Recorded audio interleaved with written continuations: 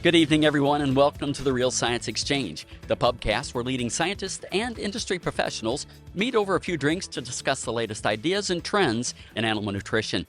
Hello, my name is Scott Sorrell, and I'm going to be one of your co-hosts here tonight.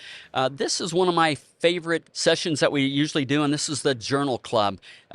These are very similar to the journal clubs that are held at the universities around the country and around the world. And we have our Professor Emeritus from The Ohio State University, Dr. Bill Weiss, here once again. Bill, thank you for coming and joining us. The one thing I will point out that's kind of different about this one is, one, we're in person, and two, we're at the World Dairy Expo, so that's kind of special. I get to see you guys and meet you guys face to face. And so, Bill, would you mind introducing your guest that you brought with you tonight, and then the paper that we're going to be reviewing? Hey, the guest tonight is a Wisconsinner, which is why I wore red. It's actually Scarlet. That's what I thought it was. It's Scarlet.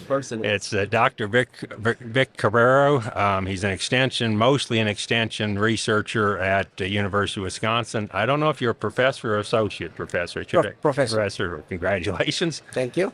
And he's done a lot of work, which I followed for years, is on how to group cows, both economically and nutritionally. What's the best way to group cows, and then to formulate diets. Tonight's pubcast stories are brought to you by ReaShure Precision-Release Choline. ReaShure is the most researched encapsulated choline on the market today, consistently delivering results to your transition cows of higher peak milk, reduced metabolic disorders, and even in utero benefits to her calf, leading to growth and health improvements. Visit balchem.com to learn more. And the paper tonight is a little different. It's actually a review paper, so it's going to be discussing several years of his research. So we're going to talk more than just about this paper. And the other thing, this is Journal Dairy Science a few years ago started a program of publishing literature reviews written by graduate students. And these are quite competitive. Not you can submit them, but to get picked is quite an honor. And this was a graduate student literature review called Considerations for Grouping in Dairy Farms. And like Vic, if you'd start, we need to give the grad students some credit here. So you'd talk just a little bit about who did this, what's he doing now, and so on. So. For sure. I mean, the student's name is Jorge Bartos. He's originally from Costa Rica. I was in touch with him a long time before he was able to come, and he was always eager to start a career and working on dairy farms and nutrition. And so he joined my group in 2017, and he was for his master's. He did an amazing job, published a couple of papers. One of those is that one that we're looking today. And today, actually, he is a PhD student in Cornell in Kristen Reed's lab, and working in nutrition as well, about feed composition analysis. Well, congratulate him on a well-written review. With grouping, what I'd like to first go off and what should a farmer, based on your research, if they're forming groups, what are some of the criteria, the major criteria in forming groups? I do think farmers have a great opportunity to actually have animals with homogeneous requirements on their nutrition to be fed more accordingly to those requirements. So the basic idea, and I would like to emphasize this, it's a simple one. It's if we have cows that are more alike in their nutritional requirements in the same group, the diet that we're going to provide that group is going to be closer to the animals, and therefore the requirements are better met. The whole concept of nutritional grouping is that if we have a large group of animals with a lot of variability, the diet that we're going to provide to that group, it's going to overfeed a large number of animals and underfeed a large number of animals. If we have smaller groups and, importantly, with more homogeneous requirements within those groups, our chances of having a diet closer to the requirements is much higher. So you're saying the major criterion would be then production, assuming same breed and all within a herd, but would be milk production would be the primary driver for grouping? Not only production. I think the underlying concept would be a number of factors that will determine the nutritional requirements. Production is a very important one, but another would be the stage of lactation as well. So days in milk, lactation number, primiparous likely would be different than multiparous animals, as well as even the stage of pregnancy will make a difference. And all those things could easily nowadays be computed and determine a very good number on what's the requirement of the animal. And therefore, we can use that density of requirement to group animals alike. And so, what role does herd size play in being able to come up with a homogeneous group that's large enough to create a group? Well, that's a very interesting question because I do believe it's not only the size of the whole herd, it's the size of the pens in which we're going to put those animals, right? So our opportunity, I think, depends, at least in the U.S., in which we manage animals in pens. The pen size is the one that's going to determine the diet of those animals. Until we are able to provide precision feeding at the cow level, that luckily it will come at someday. Until we don't reach that point, I think our best bet is to provide a diet based on the pen level. So that somehow is regardless of the size of the whole herd of the farm. Bill, I just realized I have failed to introduce my co-host this afternoon. So, Dr. Pete Morrow, welcome back once again to the Real Science Exchange. Pete's one of our technical service representatives here at Balchem. So, welcome. Look forward to your participation there. It's great to be here, Scott, with a couple of distinguished people, and going to try to learn a lot today. Yep. If I get this question, or I used to get this question a lot when I'd go to farms and talk about grouping, they say, okay, what if I want biggest bang for the buck? What would be the first separation you make? In other words, what would be the first? You've got a whole one group TMR. Correct. What would be the first separation you would recommend on a? I know it's farm specific, but just in general. But I think that's a great question and great point of discussion. And my answer right on top would be primiparous from multiparous animals. Yeah, so you think the same. Yeah, I think that will make a difference. And luckily, there is a growing number, I would say, of farms that are going that direction. I think, one of the advantages of that is that it doesn't necessarily mean you need two different diets if that's your separation. You might, but you don't necessarily need to if it's just mature cows and primiparous. So it's a simple thing to apply, but it's very effective, I think. I think I agree, yes. So what's the next separation after you've got 2-year-olds separated from cows? Now the guy says, I can have one more group. What would be your next group?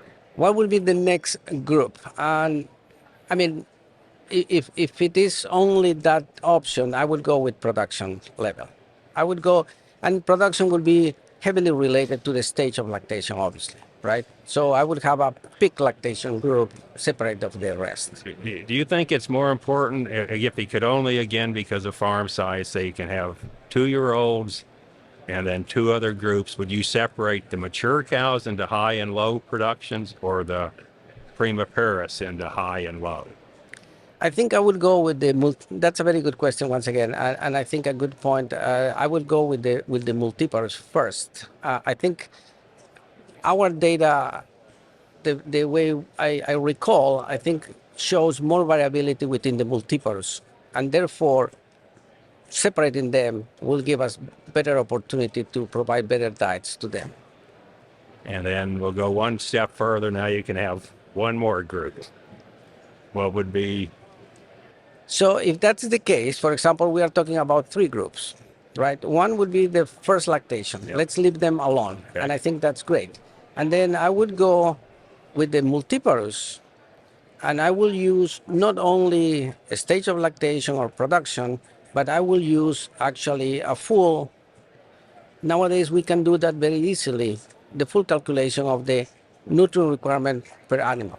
And so it will be somehow agnostic to the stage of lactation or production or size of the animal. However, when we do the calculation of density of nutritional requirements for each animal, somehow it will group those animals that are in peak in the same group and the late lactation in another group, for example. Yeah. Bill, can I kind of clarify? Is this just lactating cows, or are we talking about dry cows as well? Are they in the discussion? I should have been clear. I'm always assuming everybody separates dry cows, so this would just be on my questions have been just for lactation. Yeah, and so they do in the U.S. In other parts of the world, we do not. And so, yeah, maybe we can dig into that later as well. To me, that would be the first separation. Yes, and I would add actually to the fresh cows. Likely they will require their own. In one big study we did in 2016, which probably was the most sophisticated one, including Lou Armentan on that analysis, actually part of the analysis separate right away the fresh cows as a different group of animals. And how long do you leave them in there? 3 weeks, 21 days. I think too the fresh cows, intake and milk are highly correlated, except in the fresh cow. Yeah. And so they need a special diet. I Yeah, think without it, if you can manage that, that's a lot of bang for them. But we're not doing a lot of fresh cow diets in the United States, so yeah. And part of, it's facilities. It's going to be a small pen. There's only so much labor, so much pen. So I can understand some, but I think it has tremendous benefit. And would you prioritize that above, separating the heifers from the cow? No, heifers first, fresh cow second, production third, in my opinion. Vic might have a different I would agree. Yep. Okay. And the other question is, we talk about nutrient requirements. There's a lot of nutrients. Exactly.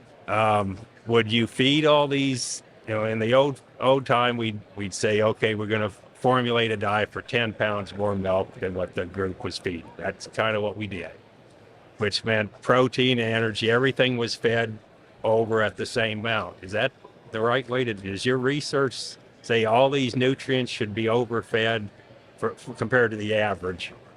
The same? I mean what the background about that, the literature says, there is this old concept about the lead factors, right? So basically you pick the average of the animals and you put one standard deviation. You go with the 83 percentile cow. The closest to that 83 percentile would be the diet for which we formulate the diet, right? It's interesting to me. I'm not a nutritionist by training. We just enter into this topic from the standpoint of view how we can improve the nutritional accuracy in farms from the standpoint of view of doing grouping or other things.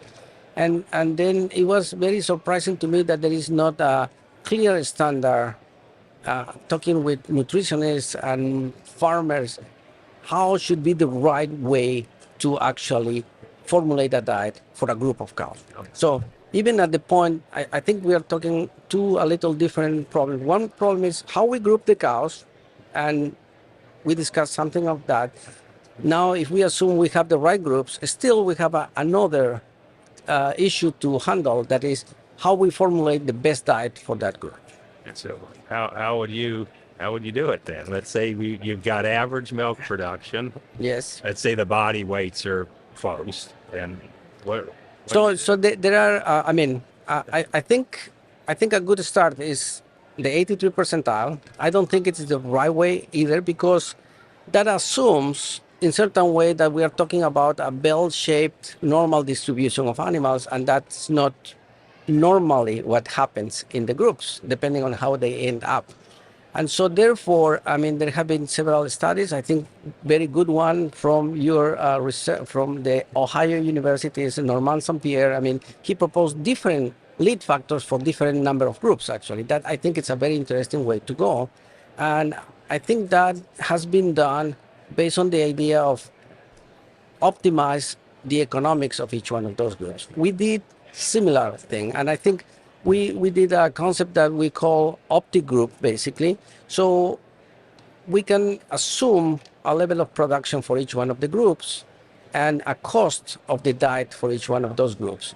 And nowadays we have a very good computer systems, and we have very good data flowing to the dairy farm systems. And so it's not that difficult actually to optimize and say which one level of diet is gonna provide me the best milk income over feed cost for each one of the groups, and actually going beyond for all the groups in the lactating herd. And luckily, there are ways to do it. I think we are at the point in which we can promote that more on the industry to adopt those kind of things. And one thing you need, you say the 80th percentile, 82, you need a measure of variance. Yes. And in the past, you got bulk tank milk. That's what you knew. I mean, you might have been on DHI, you might have got a little bit of cow variance, but today we can get individual daily milk weights. So how would you incorporate that if a farm can get cow milk weights daily? How do you incorporate that into formulation?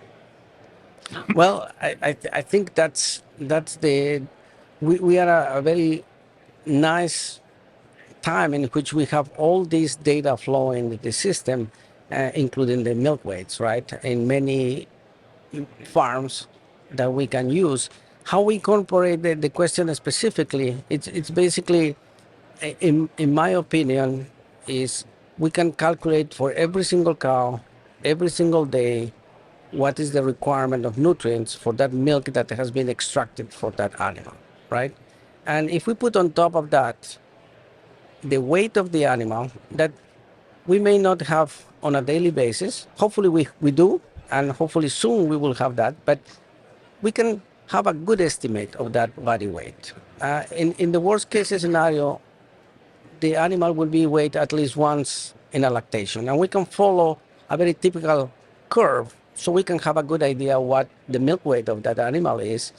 Those two are very important points to have a good idea of the nutritional requirement of the animal. But you think, with milk, it's still going to be 70 or 80% of the requirement for nutrients. So even if you don't have any body weights, and there are farms that the only body weights they get is when they sell cows. Exactly. So their body weight, they might not know that variance, but if they could just measure variance in milk production, that's going to account for a lot of the variation. For most of it, right? I mean, I think, looking at the data and putting some numbers, I think 10 megacalories could be attributed to the body weight, basically, and 30 or 40 would be the milk product. So that's the kind of the difference, the relationship one against the other. I do think, yes, I agree completely. We could do that only with the milk. But also I would add that even we can estimate a body weight very simple nowadays. So we can have a good idea of the body weight of the animal. Has your research come up with like optimal lead factors, which I don't like that term, but you know what it means, the degree of overfeeding? Has your research come up with optimal? Yes. What kind of numbers do you get? It was interesting. In that paper I mentioned from Kalantari in 2016, that we blow a full individual animal model in which we can follow every single animal from start to the end. We found actually for energy different than protein, and it's very dependent on the number of groups, obviously. I believe, if I remember well, for the 3 groups, the energy level would not be much more than 50%. However, the protein will go about 70% of the 70 percentile. Okay, so the Percentile, yeah. The energy you'd balance for the mean, basically. Yes, you're saying, yes, and 20% above, roughly. Yeah. Okay. So, and I think one of the conclusions of that paper, very interesting, is because the way we are feeding nowadays with 1 TMR or overfeeding, we are encountering this issue of overconditioned animals in late lactation, right? Since we've got a veterinarian, have you considered health in grouping, and how does health fit? Cow health would fit into grouping, or have you looked at that at all yet? Not directly. That's, I think, a next step.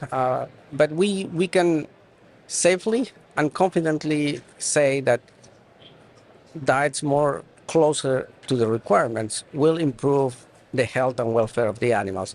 One point is the one I mentioned before, overconditioned animals, overweight animals. It's a big issue, mostly in the transition period, in the next lactation, that many farms have to handle, or they have challenge with them. The other would be the opposite, under conditioned animals. In that simulation study that I mentioned, we did with Luer Mentano, we actually balance the metabolic energy on the animals under different scenarios. And I mean, we needed actually to control, to not go below 2, the body condition score, or above 4.5 when we had only one diet, for example. So actually the point is that it's likely that we can encounter those extreme cases when we have diets that are far away from the requirements of the animals on actual dairy farms. So this would allow us to maybe even have tighter regulation around that body condition score. So tighter goals or Exactly. I would agree with that. Yes. I know recently we just had another podcast where we talked about, why don't cows stay around longer? And we know that older cows actually, typically we are not maintaining body weight, body condition. And maybe this is a possibility or an opportunity that we could do to target those older cows, those, third, fourth plus lactation animals, to make sure they're achieving, higher body condition scores later in lactation. Yeah, and stay longer in the herd. Yeah. And you've spent a lot of time in your papers on economics. Yes. So that was the goal, the underlying goal. Yeah, so Many of them. put some dollars on grouping. What's the cost, or to start with the return, but then I want to go into cost a little bit. What do you found? Yes, very good point. Before going to the actual dollar values, I should mention that most of our dollar value, it's almost exclusively from the savings costs of diets. And why I mentioned that at the beginning, because we do believe in many of the papers we conclude that the value would be much higher if we would have accounted for the increased productivity. And the reason we didn't account for the increased productivity is because we don't have enough data to confidently put in our models how much better production we would expect. So I just want to put that on front. Only in saving costs, we found. Go ahead. Just to be clear, then you assume no change in milk production. Exactly. Okay. Exactly. Okay. Yes. So based on that assumption, that is one additional in favor of the grouping, we found between $30 and $40 per cow per year, moving from one group to two groups, and about $45 to $50 moving from one group to three groups. And above three groups, the value will increase a little more. So this is the law of diminishing returns, right? Verily, we will recommend more than three groups unless the herd is too big, and depending on the pens and the conditions and the management of the farm. So the main value we found was between 1 and 2 groups and 1 and 3 groups. And that was consistent in several projects, in several research undertakings. And actually that also agrees with other research from other labs, like Normand St. Pierre and the previous research from McGilliard, for example, originally. Yeah. I think this is why it's important to talk about those lead factors, because my early days in practice, we'd have somebody who, just started a larger dairy, and they'd want to do grouping according to production. And it was always a self-fulfilling prophecy, meaning this late lactation cow, we got to put her on the cheap diet. And it was formulated for 10 pounds of milk less. And when you put her in there, by golly, you got 10 pounds of milk less. She was being underfed. And then that took the milk production out of her, and she leveled off, but then she tended to gain a lot of weight because now she wasn't producing as well. So I think these lead factors, so it's a better target than what we were doing before. And that's probably where the success will come from. Yes. Yeah, I think I agree with that point. And still, I think we have opportunities to both, to better. Let me try to rephrase. Again, there are 2 points. One is group the animals, and the other is a better diet for those grouped animals. And as Bill was asking at the beginning, what are the main criteria to group the animals, right? So we do have, for example, a decision support tools in my website, which is Dairy Management in Wisconsin. And we show the difference by grouping only by daisy milk, the animals, only by production level, only by production corrected energy milk, and corrected energy milk, and the requirement by body weight, for example. And consistently, all those methods perform less good than the what we call the cluster, right? In which we use two main nutrients like energy and protein, for example. If we could put another nutrient there, it would be even better. And we cluster the animals based on the requirements on those important nutrients. So once we get that, the next point is the lead factor, how we group them. What we decide, and I think that's interesting, and going to the fact that many of these papers have been done under the underline of the economics was rather than looking at the specific lead factor, let's look at the combination of diets that's going to produce us the best milk income or feed cost. And, these costs, I'm assuming you kind of use average feed cost. Yes. So in today's environment with very high feed costs, the savings could be more. Exactly. And in cheap feed, it may not be worth as much. So there is an opportunity to also adjust depending on the times, right? Just to clarify and make sure, we didn't use, in our analysis, basically, we use the cost of the nutrient itself, regardless of what the source, the original source of the feed, from which feed the nutrient will come. Yeah. But kind of an average nutrient cost over time. I was also impressed with the increase in nitrogen efficiency that was found in the paper, considering that dairy cows are fairly lowly nitrogen efficient.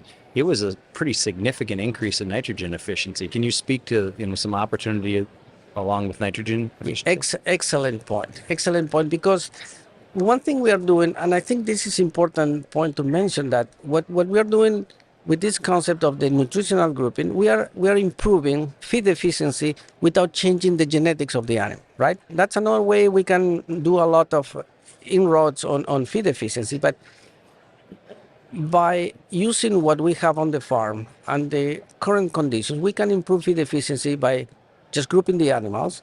We have a better income or feed cost, and at the same time, we are saving nutrients that would be wasted into the environment. One of those is nitrogen, another would be phosphorus, and I can assure you the same will happen with greenhouse gases emissions, for example, right?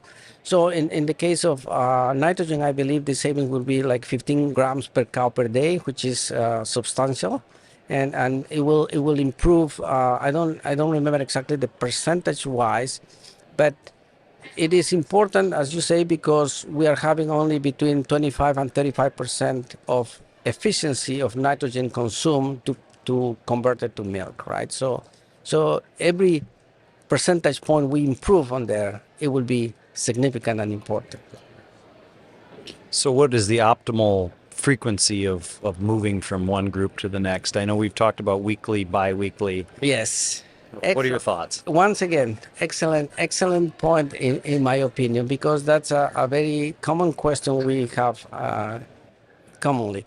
And I think this gives me the opportunity, I appreciate the question, to talk a little bit more. The other project that Jorge, the same one, wrote this paper, did during his master. And I think it's very interesting because this was actual data from a farm in Wisconsin, not far from where we are now, large farm, about 2,400 lactating cows, in which, using historical data, And luckily, through this dairy brain project we have, we are able to collect a lot of data and integrate data on the farm.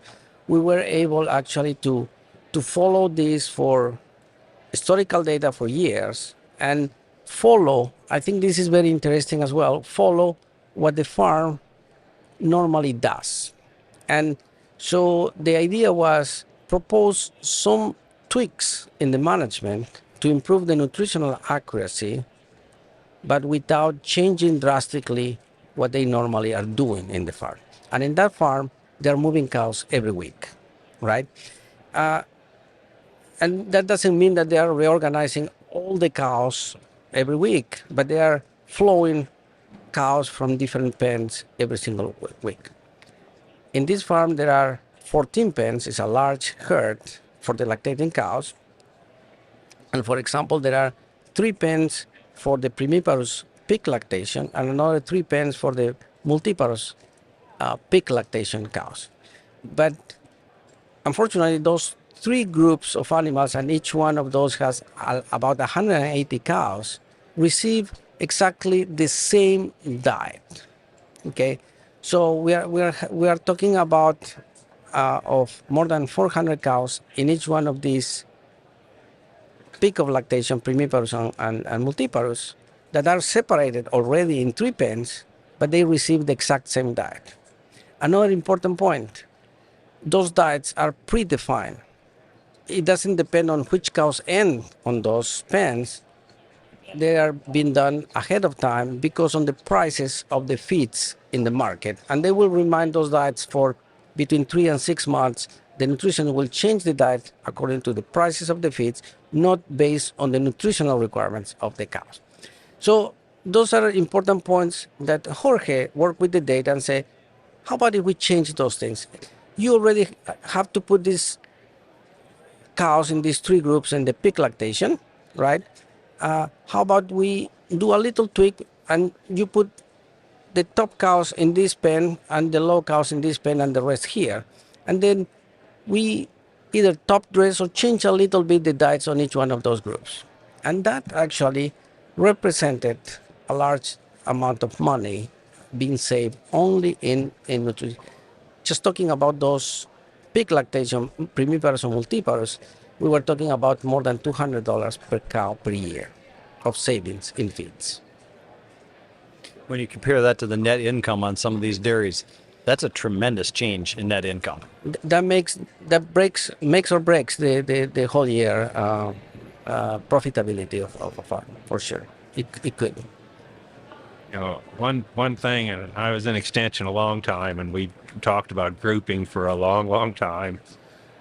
Farmers tend not to do it. I mean, and what are some reasons? One is they're convinced when you move a cow, you're going to lose substantial amounts of milk.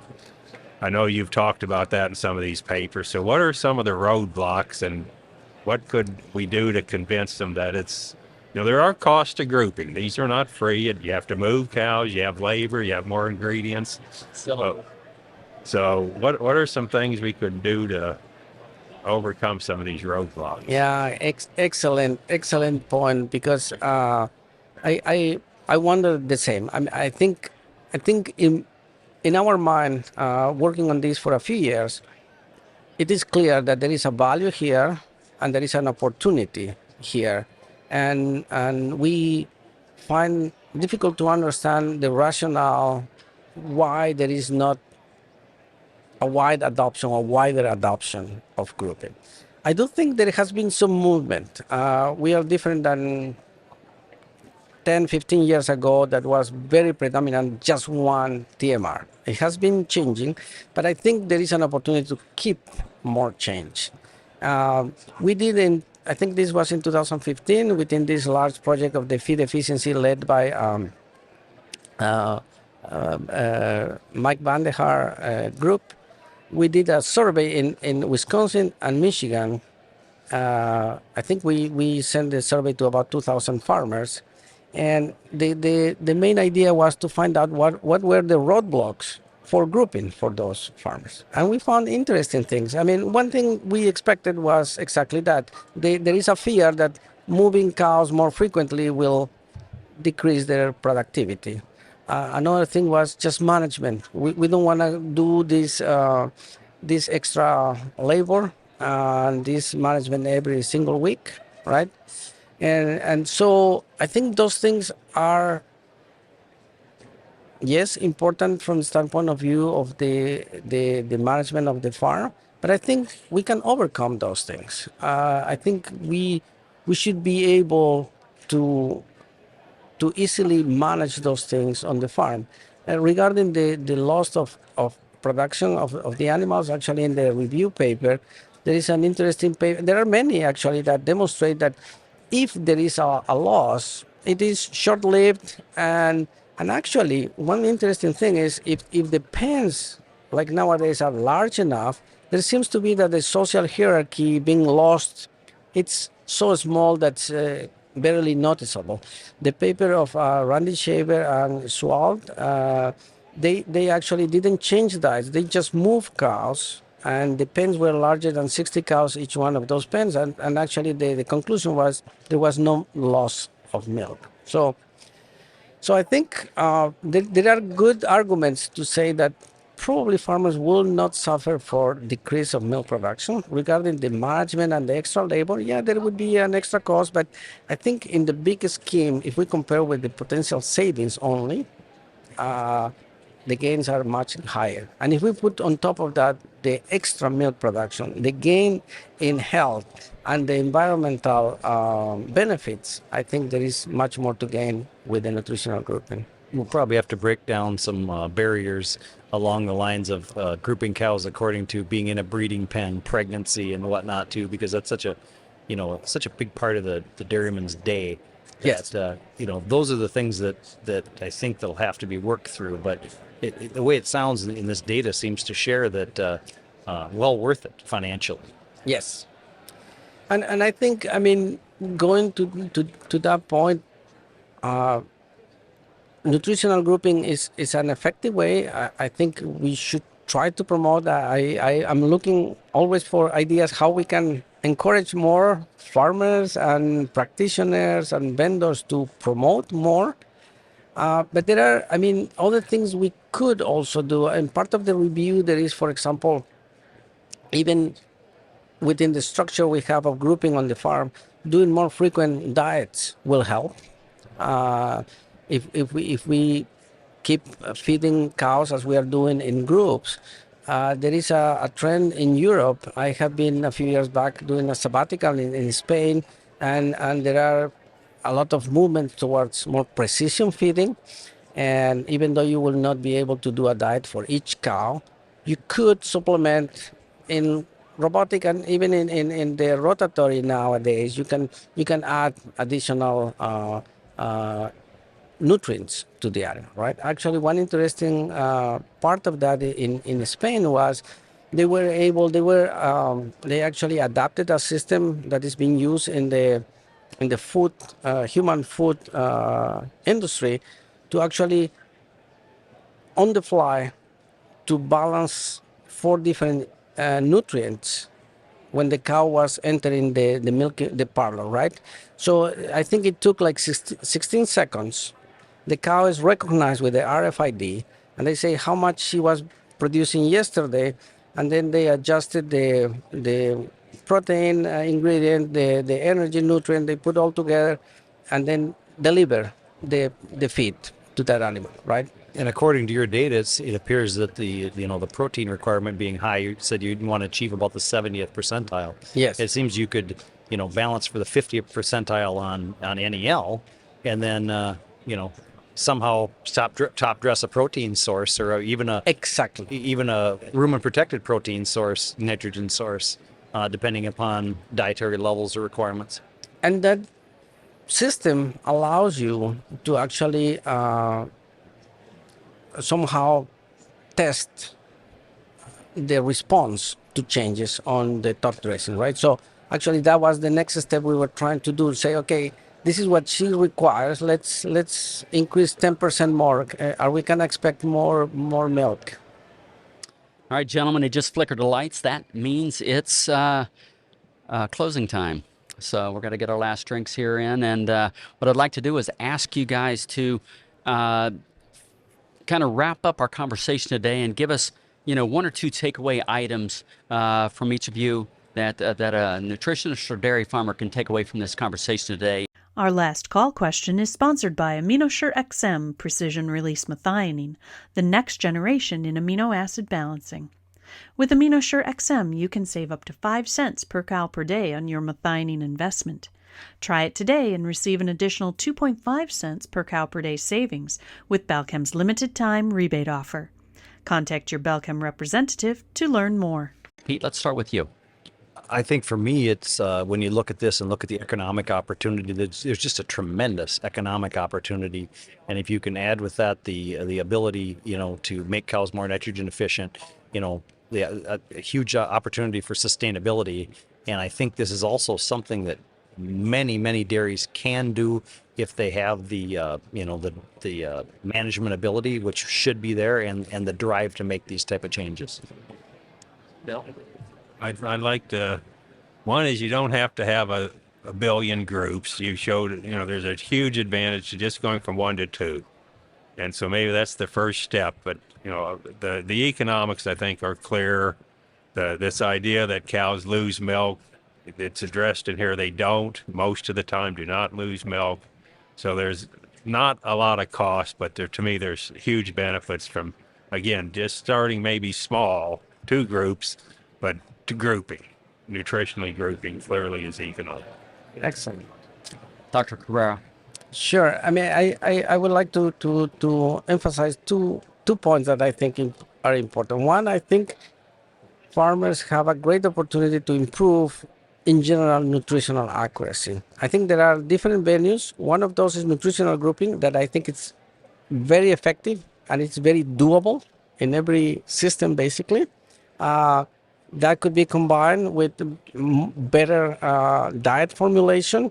And I think that can and should be adapted to the practice of the farm in order not to disturb too much. That hopefully will help with the adoption of improving nutritional accuracy in general. And the other thing I want to mention is another big opportunity we have nowadays is all the data flowing in the systems on the dairy farms. And I think that's very valuable. That give us additional hints on better nutritional accuracy of the animals. So I think we should also foster on better use of those data, that I think it's very valuable to improve nutritional accuracy in general. Bill, I want to congratulate you. This has been a great topic, good topic, great, better guest.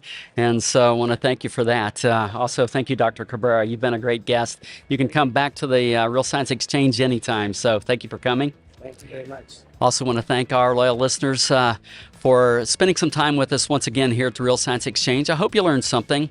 I hope you had some fun. And I hope to see you next time here at the Real Science Exchange, where it's always happy hour and you're always among friends.